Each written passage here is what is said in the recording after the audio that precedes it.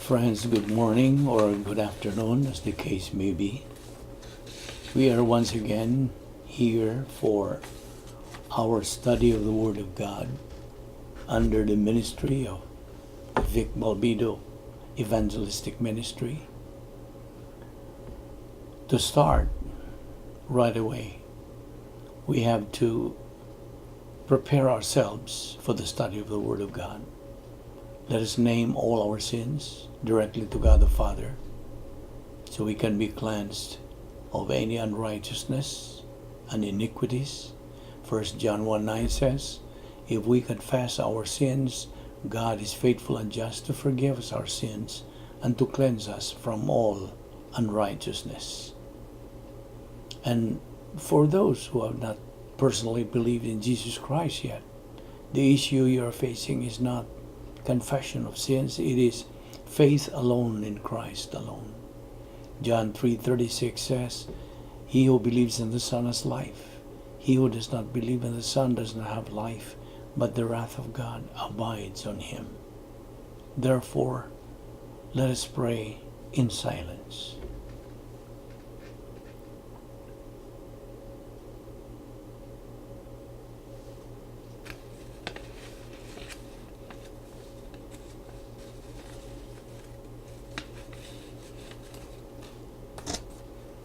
Let us pray.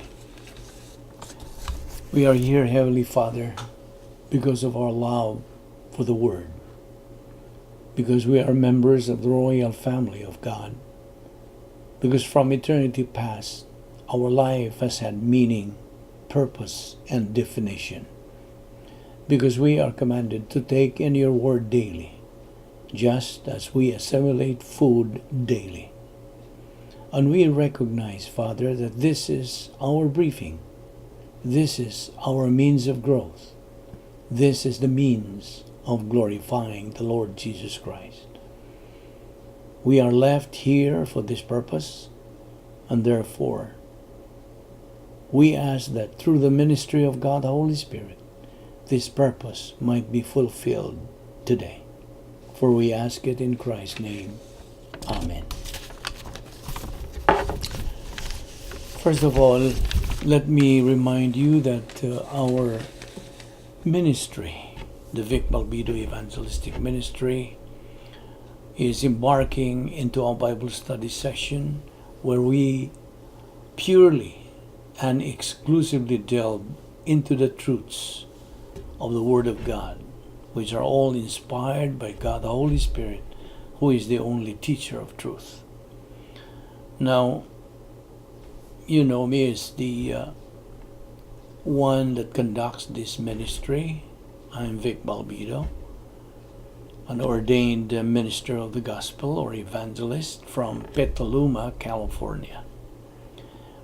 This ministry, the Vic Balbido Evangelistic Ministry, is not affiliated whatsoever to any specific denomination or sect or congregation. Instead, it is an independent and autonomous evangelistic ministry that teaches only the inerrant and infallible Word of God. And it is the objective of this ministry to disseminate to as many people God intends to reach, with the end in view that more listeners would come to know the truths of God's Word, and most of all, to accept the saving knowledge of the gospel by believing in the Lord Jesus Christ as Lord and Savior. That objective is to fulfill the Great Commission of Matthew 28:19 and 20. To start right away in our discussion today, any subject that deals with the Word of God must start with God Himself. And God is one when it comes to essence. Now let's take up the doctrine of the Trinity. Now, essence refers to the character of God. In essence, God is sovereignty, God is righteousness, God is justice, God is love, God is eternal life, God is omnipotence, God is omniscience, and God is omnipresence, God is immutable or immutability, and God is veracity or truth. Now, there are three persons in the Godhead who have these characteristics. The Father, the first person of the Trinity, has this 10 essence. God the Son, the Lord Jesus Christ, also has this 10 essence. Likewise, the Holy Spirit also possesses this 10 essence. Now, each member of the Godhead has identical characteristics, and therefore we say that God is one in essence and three in personality. Okay? God is one in essence and three separate and distinct personalities. Now, billions and billions and billions of years ago, there was a conference held in eternity past between the three members of the Godhead, God the Father, God the Son, God the Holy Spirit. And in this conference, they anticipated man's problem and came to a solution with regard to it. The first person of the Trinity is the author of the plan for the human race. The plan is broken down into three phases. Phase 1, salvation, God's plan for everyone. Phase 2, believer in time, God's plan for believers. Phase 3, believer in eternity, God's plan for a believer. Now, phase 1 began historically with the virgin birth and is concluded by the cross, resurrection, and ascension. The executor of phase 1 is the Lord Jesus Christ, the second person of the Trinity. He agreed to execute phase 1. That's why he went to the cross and died for our sins. Phase 2 is executed by the third person of the Trinity, the Holy Spirit. And it begins at the moment a person believes in Christ. Began historically on the day of Pentecost.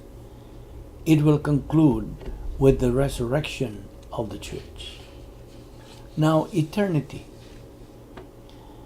God the Father himself is the executor of phase 3, or eternity. God has provided everything we will ever need for eternity. Okay? Right now, we are studying God's plan for phase 1. I want you to listen very carefully. This is a very important subject if you are a Christian.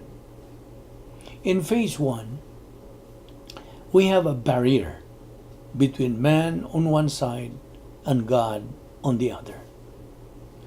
And phase 1, or salvation, is the removal of the barrier between man and God. First part of the barrier is sin. And that part is solved by the doctrine of atonement, the doctrine of redemption. Now, let me picture to you the setup of man. Originally, man is born with a soul and body. That's why, because it is soul and body, he is described as dichotomous, meaning only two parts. But once that believer hears the gospel, believe on the Lord Jesus Christ and thou shalt be saved, he is imputed the third part of his setup. Not only that he has body, not only that he has soul, this time he is imputed human soul. So, he has body, soul, and human spirit. That's why he's no longer dichotomous, but he is trichotomous, meaning 3 parts. So I repeat, originally man is born with only 2 parts, body and soul. He is called dichotomous. But once he accepts Christ as Lord and Savior after hearing the gospel, then he is imputed the 3rd part, that is human spirit. So he has body, soul, and human spirit. Now, a dichotomous person has only a body and soul, like I said a while ago. His soul has the ability to understand human phenomena, but he does not have the ability to understand spiritual phenomena. And consequently, it is the work of God, the Holy Spirit, taking the gospel to boom it into the mind of the unbeliever. No one has ever been saved. No one has ever understood salvation apart from the unseen and unheard ministry of the Holy Spirit, whereby the Holy Spirit takes the gospel and makes it a reality in the mind of the unbeliever. The unbeliever has no capability to have fellowship with God. None. He has no ability to understand the things of God. He simply has to start from the beginning, which is the cross. And God, the Holy Spirit, convicts him or convinces him with regard to the issues of salvation. Now, at the moment a person believes in Christ, his human spirit is activated, and God, the Holy Spirit, comes to dwell inside of him. And the actual ministry of teaching the believer spiritual phenomena is the Holy Spirit bears witness with our human spirit that we are the children of God, etc. Now in Ephesians 2:1, we are said to be born dead. We are born dead. And the area of our being born dead is in trespasses and sin. Every person born in this world, as I have said a while ago, is said to be physically alive. That is, he has a human spirit, he has a human soul, a conscience, an old sin nature, and all of these are inside, making him physically alive. But spiritually, he is dead as far as God is concerned. He cannot have fellowship with God. There is a barrier on the inside of him, a shriveled up human spirit. So, he is born physically alive, but spiritually dead. That's the formula. Now in John chapter 3, we have such a person. His name is Nicodemus. Well, you have read maybe the verses concerning Nicodemus in chapter 3. Now let us diagram Nicodemus as he looked when he came to Jesus. He has his body. That's all he had. Inside in his body is a conscience, an old sin nature, a human soul. Okay? There was no human spirit then. And of course he has a body. Now he was an unbeliever. Nicodemus was an unregenerate man. Now here is something you should know about Nicodemus. In John 3:1, it says there was a man of the Pharisees. Now the Pharisees were very, very religious people. They prayed how many times? 7 times a day. They went to church 3 times a day. They were sincere or insincere do-gooders, but they were do-gooders. and they accumulate a tremendous number of good deeds. They worked hard at of doing good. They were trying to get through the pearly gates by their good deeds, good works, and therefore they were extremely religious. If there was any religious ceremony to be observed, they observe it. If there was any religious function, they function. If there was anything that was religious in any way, they were right there, first in line, shouting the loudest, praying the most, doing whatever it took to make an impression on man. And of course, they thought thereby making an impression on God. So here is a Pharisee. He is not a believer. He is a very religious man. Now, you see, the most difficult people in the world as far as coming to the truth, as far as salvation is concerned, are religious people. This is a guarantee for spiritual blindness. You see, religion is the worst thing that ever happened to this world. And I personally would much rather deal with anyone than a religious person. Religious people simply are totally blinded by the good deeds system. They have no concept of grace. They have no concept of sinfulness. They have no concept of the doctrine of total depravity. Listen, the sins of religious people are the most awful sins of all. For example, the sin of pride, the sin of legalism, the system of trying to impress God by something they can do, rather than being impressed by what God has done through Christ. And here is a fat-headed, proud, vain, hypocritical, legalistic Pharisee who has come to see Jesus Christ. And of course, he has come to impress Jesus Christ. He is impressed with Christ in a rather superficial way. And now when he is impressed with someone, he wants to impress them in return. This is always the way of religion. So there was a man of the Pharisees named Nicodemus. Now Nicodemus is simply a Greek word for ruler of the people. That's the meaning. So, if his name means anything, and they often do, he was a ruler of the people. Of course, being a Pharisee, he would be a ruler. But now, he is a ruler once again by virtue of his name. There was a man of the Pharisees named ruler of the people. So let's name him ruler of the people.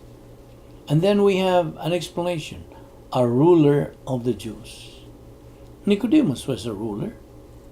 Nicodemus, no matter how you slice him, is a VIP. But he is a religious VIP.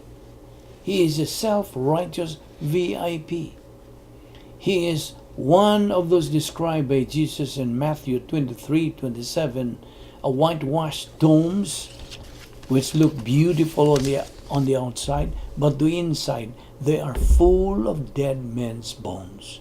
Matthew 23:27. And of course, he comes to the Lord Jesus.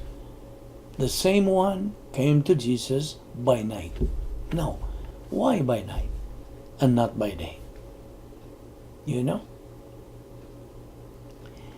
Now we suspect that he came to Jesus by night because he was so busy running things and doing good and saying his long prayers and attending church, going to the religious routine. He was so busy doing good and hustling and operating in the energy of the flesh that he simply did not have time to meet with Jesus during the day.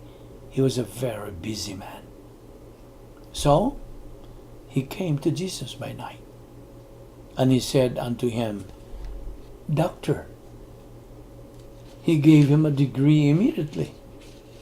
Rabbi, we know And you will notice as we go along that Nicodemus is terribly impressed with what he knows. He's not impressed with what Jesus knows, but he's impressed with what Jesus did or does. Apparently, he has gotten wind with some of these miracles, perhaps has even witnessed them.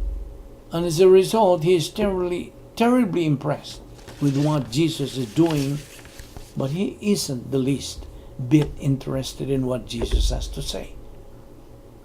Now, actually, the real secret to the whole thing of miracles is the fact that every miracle was performed to focus attention on the message.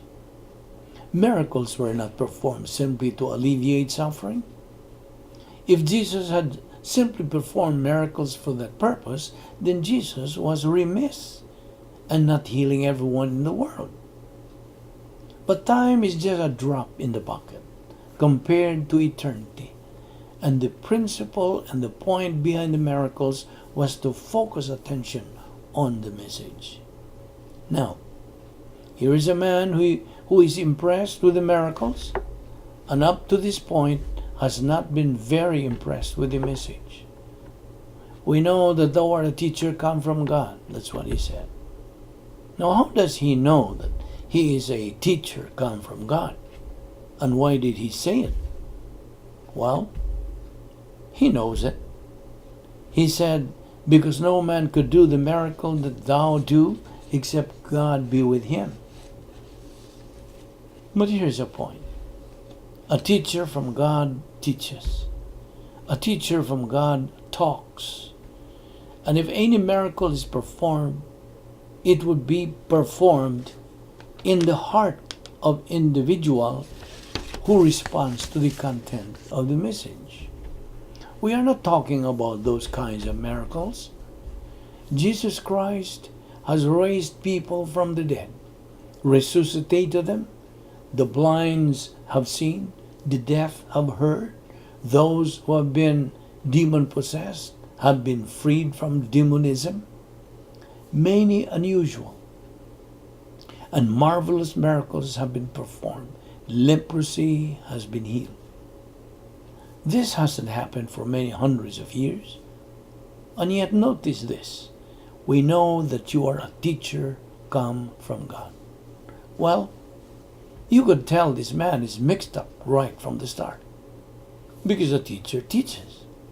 And he hasn't mentioned anything about what Jesus has taught or said.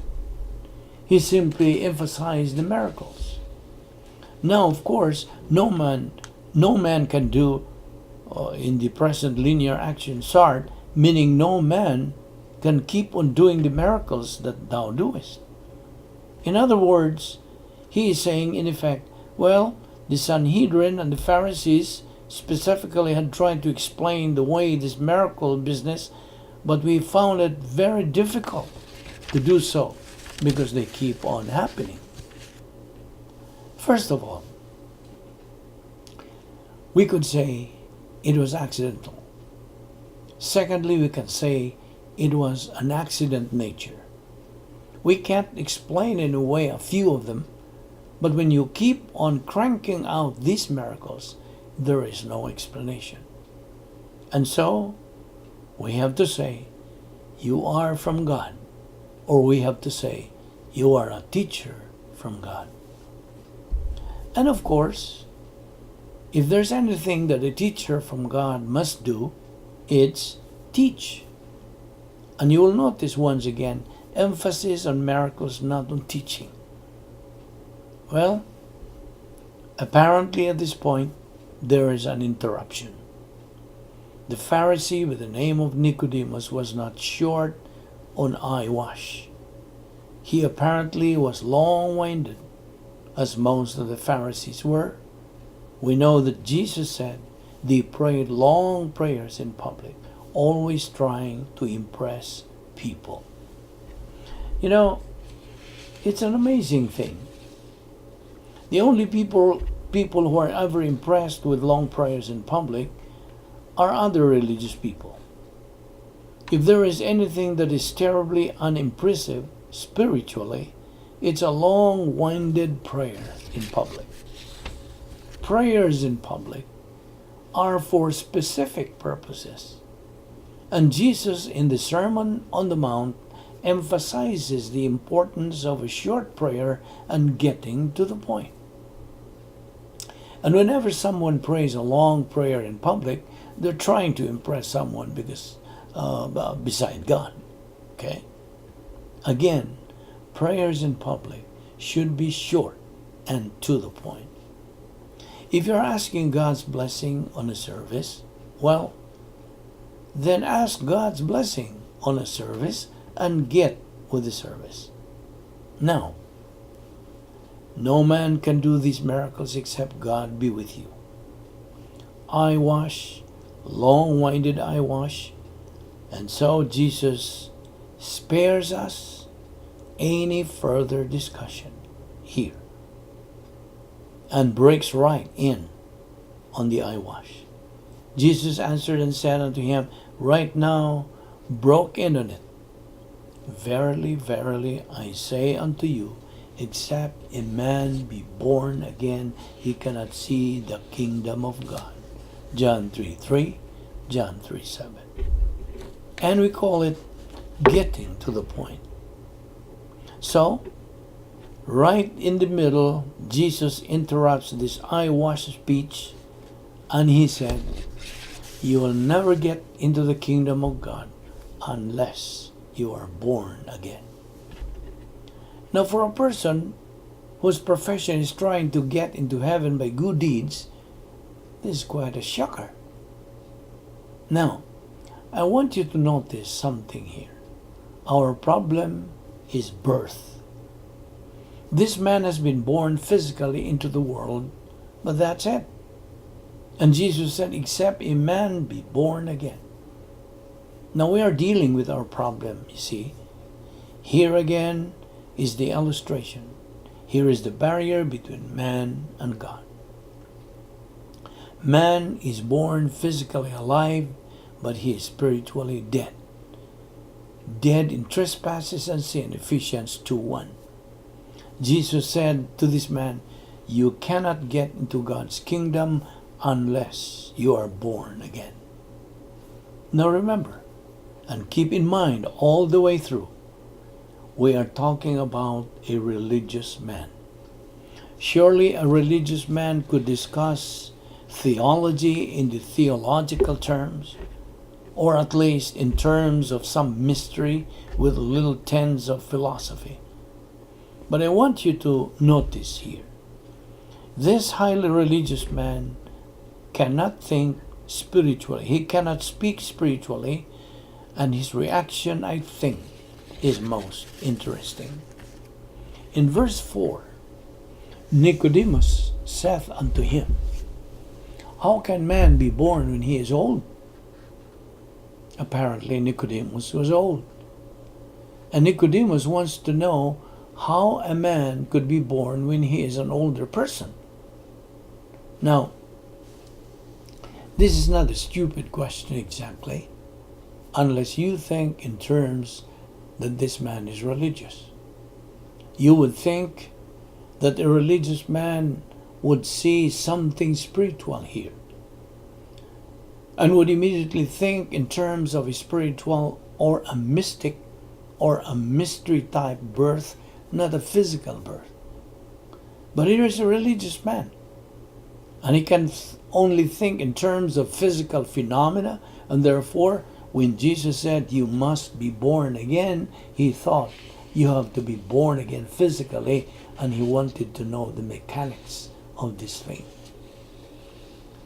And he even suggested, and possibly sarcastic, can he enter a second time into his mother's womb and be born? Fantastic.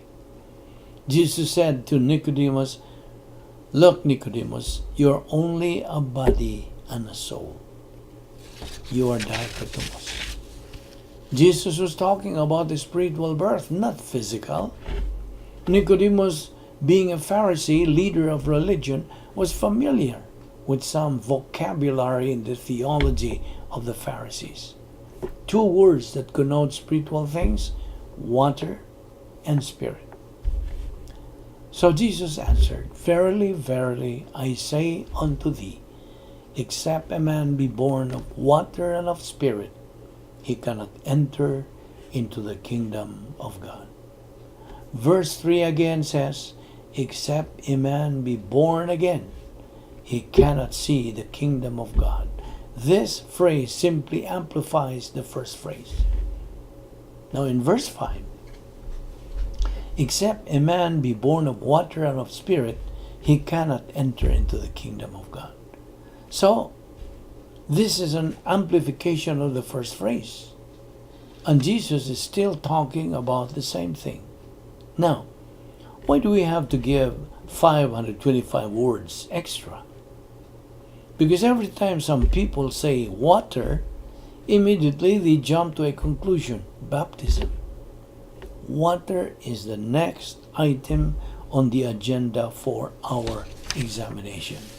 You see, this is a basic course. And eventually, we're trying to help you to understand the Bible, to help you read the Bible and get something out of it for yourself. So, we have to start with water. Now, first of all, in the Bible, water has this meaning. It is literal water, H2O. Secondly, there is a spiritual connotation from water. Now, many times literal water is intended, and there is always something in the context to indicate literal water. We know that literal water is not indicated here because Jesus is talking about not literal physical birth. Jesus is talking about a spiritual birth. And he is using spiritual terminology, that is terminology which is spiritual to one who has been trained in the school of the Pharisees. Now, of course, when we get to the spiritual connotation of water, what is spiritual water? Well, there are three answers. First of all, water spiritually equals the gospel of salvation. As in Isaiah 55:1, Who everyone that thirsteth, come ye to the waters to drink. The sinner is pictured as being thirsty and coming to the water. Water is refreshing, right? He is coming to Christ for salvation. The same thing in Revelation 22:17. The Spirit and the bride say, Come, and everyone that is athirst, let him come and drink of the water of life freely. So, water stands for the gospel on salvation. Then water also stands spiritually for the Bible or the Word of God. And in this particular case, we have Ephesians 5:26, where water is used for the Word, the water of the Word. Then finally, water is used spiritually for the Holy Spirit. And this is in John 7:37-39. Everyone that believeth out of his innermost being shall flow rivers of living water. That's in verse 38. Then in verse 39, this spake ye of the Spirit. So, in a spiritual way, water connotes three different things. In Isaiah 55:1, it connotes salvation. In Ephesians 5:26, it connotes the Bible or Scripture. And in John 7:39, it connotes the Holy Spirit. Now, since Jesus is talking about the spiritual birth, and he uses water, the question is, which of the three spiritual uses? Which? We cannot eliminate salvation because the whole subject is salvation. And salvation is not brought out until, first of all, Jesus solves the Pharisees. Or solves the Pharisee on the fact that this is spiritual birth, and we haven't gotten that far. Secondly, the Holy Spirit is eliminated on this basis of redundancy. The Holy Spirit is mentioned in the next phrase. So it refers to water of the Word. And ultimately, everyone who is saved gets their information either directly or indirectly from the Word. So the principle of the new birth, the source of information, the mechanics, the provision, the gospel, all is found in the Word of God. And Jesus has now said to this man, Nicodemus, except a man be born of water and of spirit, he cannot enter into the kingdom of God. The Spirit refers to the Holy Spirit, who is the agent of regeneration. Now, while this has not been clear to many people who have read it, if it was obviously clear to the Pharisee named Nicodemus, and Jesus goes on to amplify so that it should be clear to everyone. That which is born of flesh is flesh, and that which is born of spirit is spirit. Now Jesus is saying there are two births. One is physical, and that which is born of flesh is flesh. That's physical birth. But there is also a physical birth, or spiritual birth, I mean. That which is born of the Spirit is spiritual. So Jesus makes a distinction.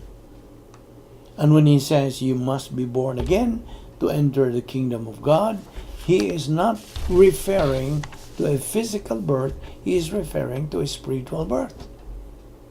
And so Jesus terminates this very quick briefing, laying it on the line again, amplification, by saying, marvel not. Now when Jesus said, marvel not, we know something else about the Pharisee. He was standing there with his mouth drooping all the way to the ground. His eyes were popping out of his head. The veins were probably standing out. He was just totally shocked. No one ever speaks to a Pharisee and a ruler of the Jews in this manner. But it has already happened. Jesus has laid it on the line, and Jesus said, don't be surprised when I say unto you, to you, Pharisee, you must be born again. You see, this man is respectable. This man keeps all the laws of the land and a few thousand other laws. This man is a do-gooder. This man prays. This man observes religious ceremonies. This man is a Pharisee. And Jesus just laid it on the line, and to him he said, you must be born again. So for the third time now, and he had a very interesting dialogue, Jesus had said, you have to be born again. And then we have an illustration. The wind. In the original, it's pneuma, P-N-E-U-M-A. Pneuma. The wind. You don't know where the wind starts, and you don't know where it ends. You know it's there, but you don't know where it started, and you don't know where it's gonna wind up. The wind bloweth where it wants to, and you hear it, but you cannot tell where it comes or where it goes. So is everyone who is born of the Spirit. The illustration indicates the wind cannot be seen. The result of the wind can be seen, right?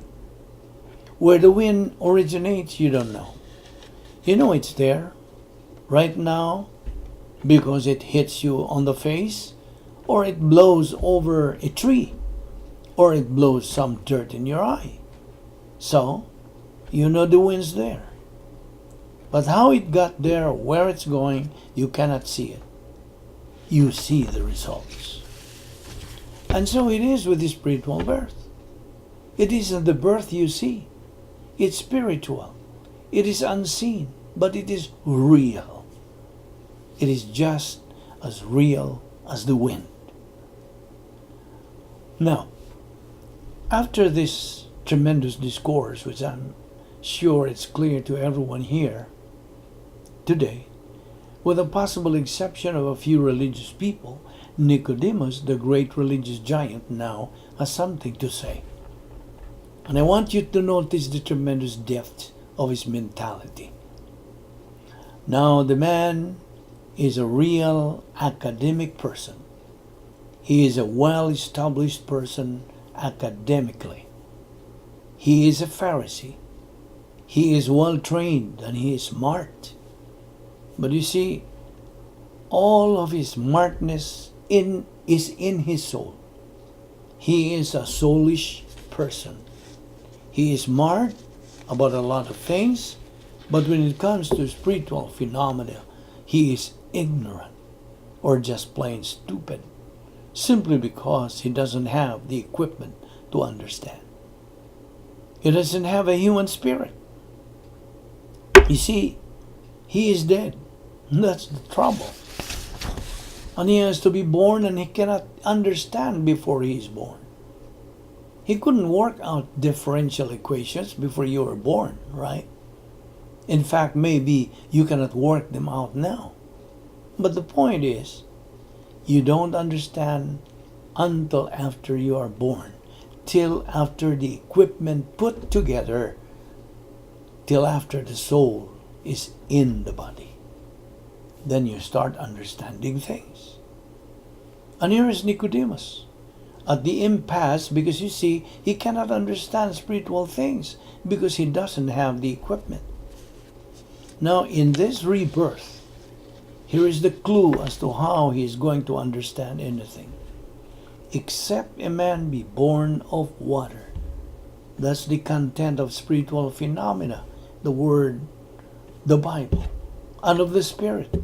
The Holy Spirit will have to put it into his soulish mind and make it real. But at this point, Nicodemus comes back with a brilliant answer. How can these things be? Where did you get this?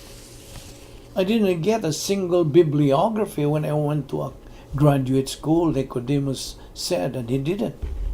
And all the Pharisees didn't. I didn't get a single footnote even on anybody being born again. From the word go was do. And for the first time someone says something about done. How can all these be? Art thou a master of Israel, and knowest not these things? You mean to tell me that you have your PhD in theology, and you don't know what I'm talking about?